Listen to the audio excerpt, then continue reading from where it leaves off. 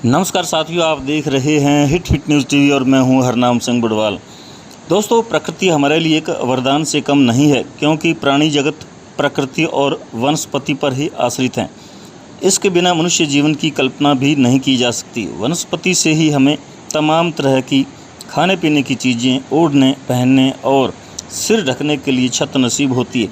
लेकिन आज जिस प्रकार वनस्पति को बर्बाद किया जा रहा है, विकास के नाम पर पहाड़ों पर जंगलों की कटाई की जा रही है, वह मानव जीवन के लिए कब्र खोदने जैसा कार्य किया जा रहा है। पहाड़ों पर भी पेट्रोलियम और अन्य खनिज पदार्थों की खोज करने के नाम पर छेड़छाड़ की जा रही है। वह किसी भी सूरत में खतरे से खाली नहीं है। प्राचीन काल में भी आज की तरह धर्म एवं ईश्वर भक्ति में आस्था रखने वालों की कमी नहीं थी। उस ज़माने में भी बड़े बड़े शक्तिशाली सम्राट और साम्राज्य अस्तित्व में थे। अनेक ऐसे सम्राट हुए जिन्होंने हिमालय की पर्वतमालाओं के बीच भव्य मंदिरों का निर्माण करवाया, जो आज हमारी आस्था और पर्यटन केंद्र हैं, जहां प्रतिवर्ष लाखों लोग तीर्थ यात्रा के लिए पहुंचते हैं। इसलिए जाहिर है, वहां तक जाने के लिए सड़कें और धर्मशालाएं बनाई जाएंगी। एक ज़माना था जब यहाँ तक श्रद्धालु खच्चरों द्वारा अथवा लंबी पैदल यात्राएं कर पहुँचते थे, लेकिन आज ज़माना बदल चुका है।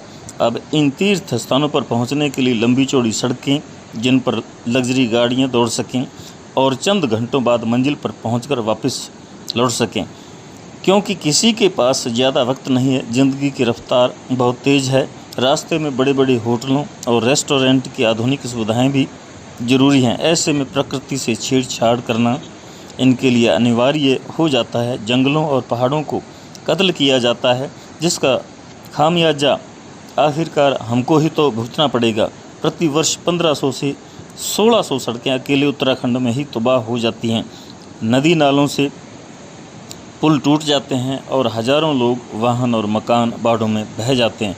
तो साथियों, जब तक सरकारें इस तरफ ध्यान नहीं देंगी और सड़कों के रख रखाव और कटाई जंगलों की बंद नहीं की जाएगी और विकास की अंधी दौड़ में इन पहाड़ों को तोड़ा नहीं जाएगा, रोका नहीं जाएगा, तब तक इसी प्रकार हमें इस खामियाजे को भुगतना पड़ेगा। इसलिए सरकारों को चाहिए कि इस तरफ ध्यान दिया जाए।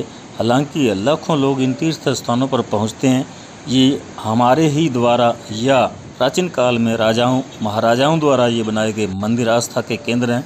यहाँ प्रतिवर्ष लाखों लोग तीर्थ यात्रा के नाम पर पहुंचते हैं, लेकिन इतनी जोखिम भरी वो तीर्थ यात्रा करते हैं कि आते जाते वक्त कभी भी वो हादसों का शिकार हो जाते हैं और उनकी कीमती ज़िंदगियाँ जो हैं वो तबाह हो जाती हैं, बर्बाद हो जाती हैं। पूरे के पूरे परिवार वहाँ जाकर वापस घर नहीं लौट पाते। रास्ते में ही उनका कोई अता पता नहीं चलता, जब भयंकर बाढ़ों की वो चपेट में आ जाते हैं, गाड़ियाँ उनकी बह जाती हैं। तो इस प्रकार का बहुत ही अधिक नुकसान उठाना पड़ता है इन तीर्थ यात्रियों को। तो साथियों, हमारा ये वीडियो आपको कैसा लगा, कमेंट बॉक्स में ज़रूर लिखकर बताइएगा। यदि